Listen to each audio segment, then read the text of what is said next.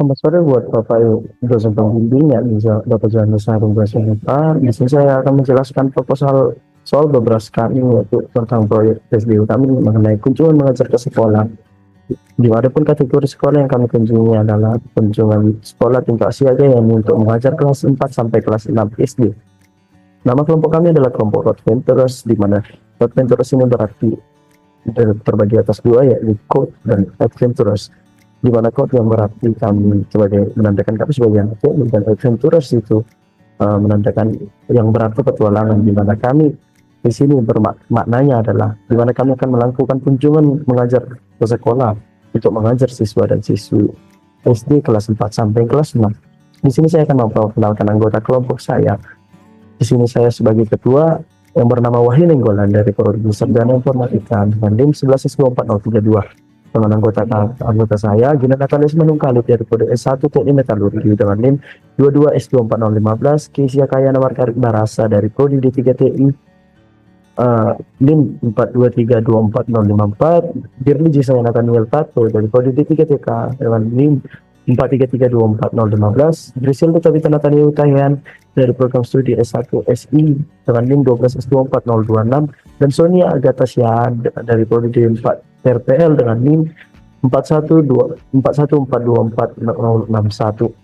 Adapun tujuan dari proposal ini adalah untuk meningkatkan kemampuan berpikir komputasional atau computational thinking pada siswa usia dini melalui soal-soal pengajaran beberas, sehingga mereka dapat memecahkan suatu masalah secara logis, terstruktur, dan kreatif, di mana belajar beberas sejak dini dapat membantu mengasah siswa dan siswi agar memiliki kemampuan berpikir yang logis, kreatif, dan terstruktur, di mana anak lebih siap untuk memecahkan masalah, mengenal dasar informatika, dan meningkatkan minat pada teknologi yang menjadi bekal mereka di era penting bekal penting mereka di era digital nantinya.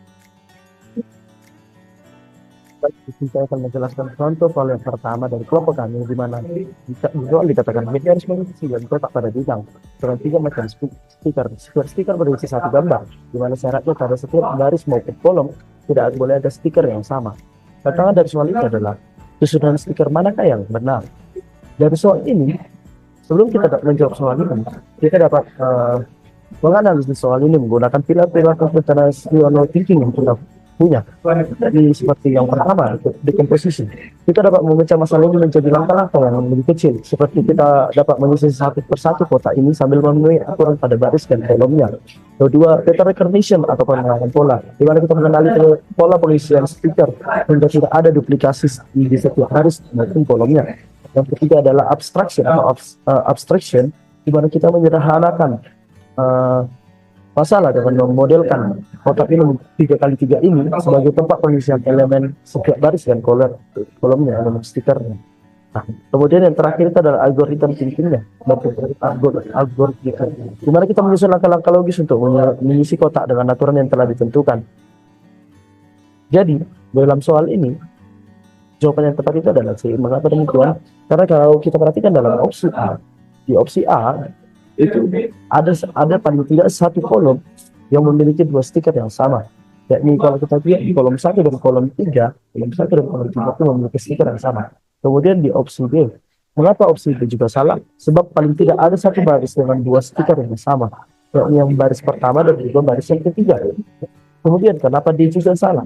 Sebab pada paling tidak ada satu baris dengan 2 stiker yang sama juga, yakni pada baris yang ketiga dan baris yang kedua.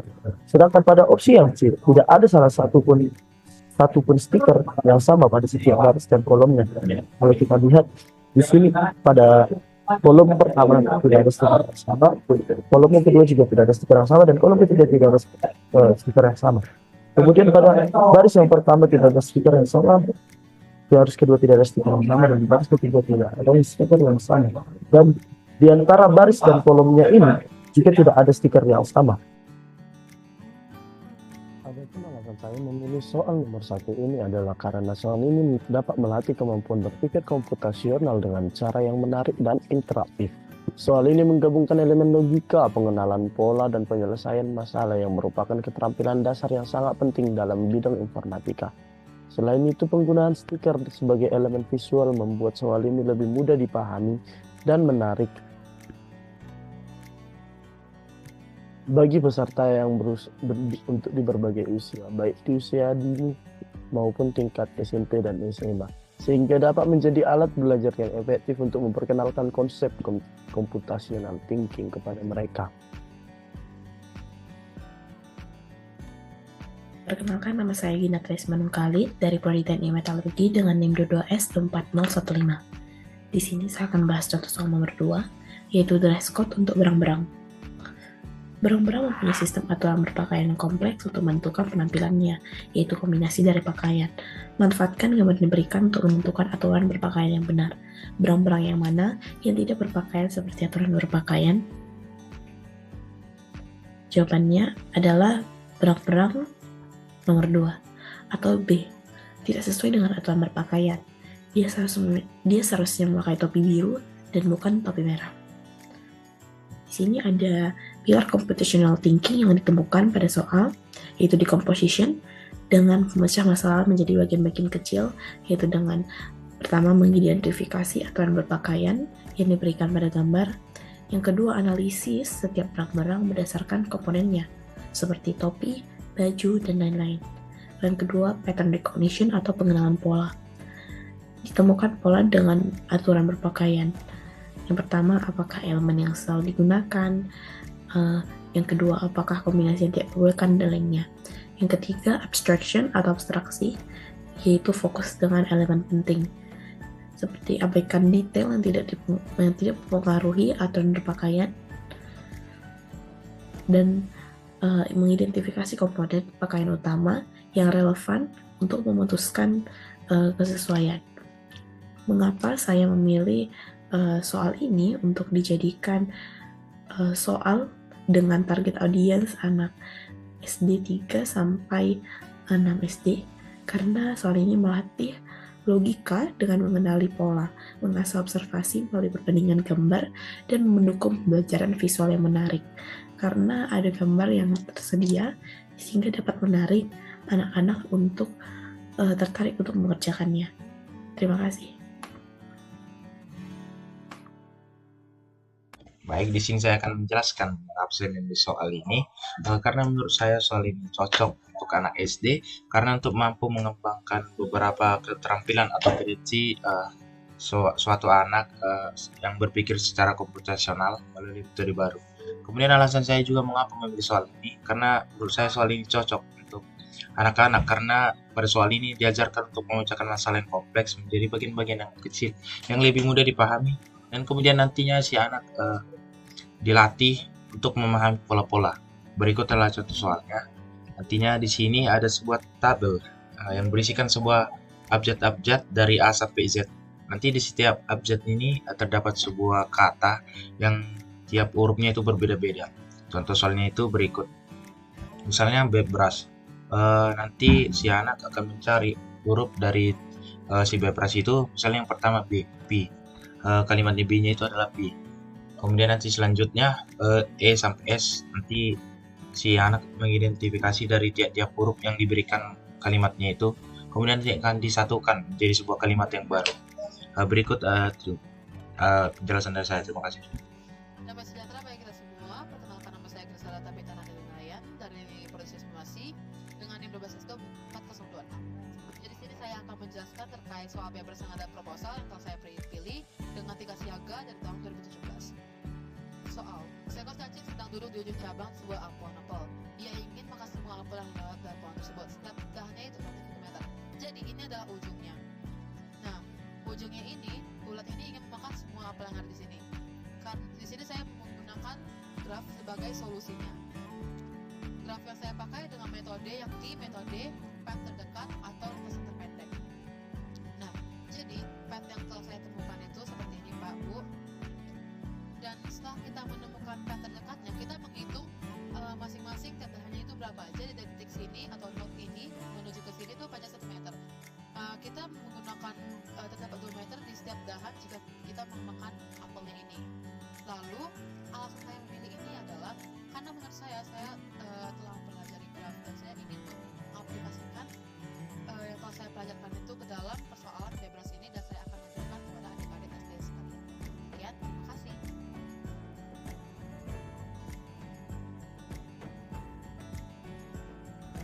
Akan saya Keisha dari D3TI. Saya akan menjelaskan tentang soal yang saya ambil yaitu tentang pesan rahasia. Di sini dia Boris ingin mengirim pesan rahasia kepada Berta seperti ini, di mana nanti ini Boris menuliskan setiap karakter pada grid dengan 4 kolom dimulai dari kiri ke kanan, dilakukan dari baris atas ke bawah. Kemudian grid karakter X ini adalah yang kosong. Kemudian dia akan menuliskan karakter yang ada di grid dilakukan secara kolom demi kolom untuk pesan rahasianya.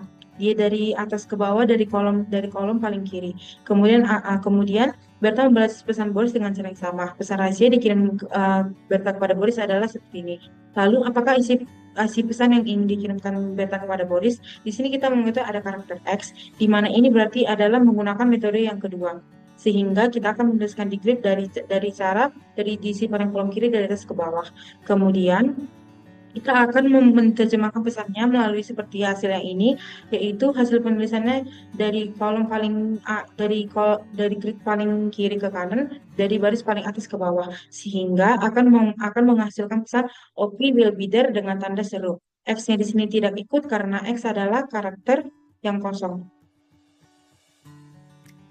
Mengapa saya memilih soal ini? Yang pertama karena menggabungkan konsep logika dan kreativitas. Seperti logika dalam membuat pola penulisan pesan rahasia. Yang kedua itu dia melatih kemampuan berpikir secara sistematis. Soal ini menunjukkan bagaimana grid di tabel dan pola dapat digunakan untuk menyandikan pesan. Yang ketiga mengintegrasikan tema yang menarik. Tema tentang agen rahasia Boris dan Beta menciptakan konteks yang menarik dan menyenangkan bagi siswa nantinya. Soal ini tidak hanya menarik secara akademis, tapi juga menarik secara tema, sehingga akan membuat siswa yang diajarkan nantinya akan menjadi lebih antusias. Saya mengambil contoh soal yang ke-6. Untuk soalnya bisa dilihat di dalam slide. Tantangannya adalah tentukan tumpukan mana yang benar di antara gambar pada opsi bawah berikut ini. Bisa kita lihat pada gambar, ada 4 pilihan topi dan 4 pilihan boneka salju. Kita disuruh mampu untuk menghubungkan ukuran topi dengan ukuran yang sama dengan topi dan boneka salju. Nah, di sini kita akan memiliki kemampuan berpikir komputasional ataupun menganalisis dengan secara logika.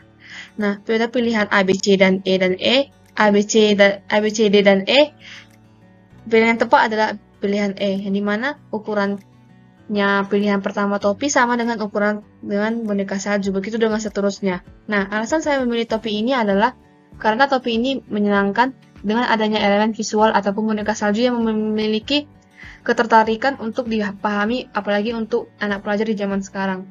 Lalu di sini kita mampu untuk mendorong kemampuan berpikir komputasional.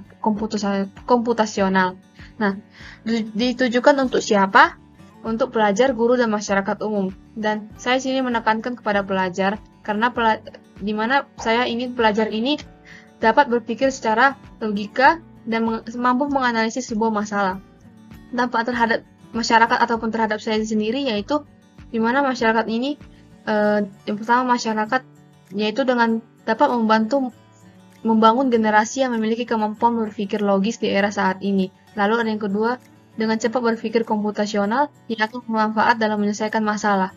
Lalu untuk diri saya sendiri, yaitu meningkatkan kreativitas dan kemampuan berpikir secara komputasional. Lalu juga di sini saya bisa lebih memahami lebih dalam untuk menganalisis dan mengambil keputusan yang efektif. Sekian dari saya, terima kasih.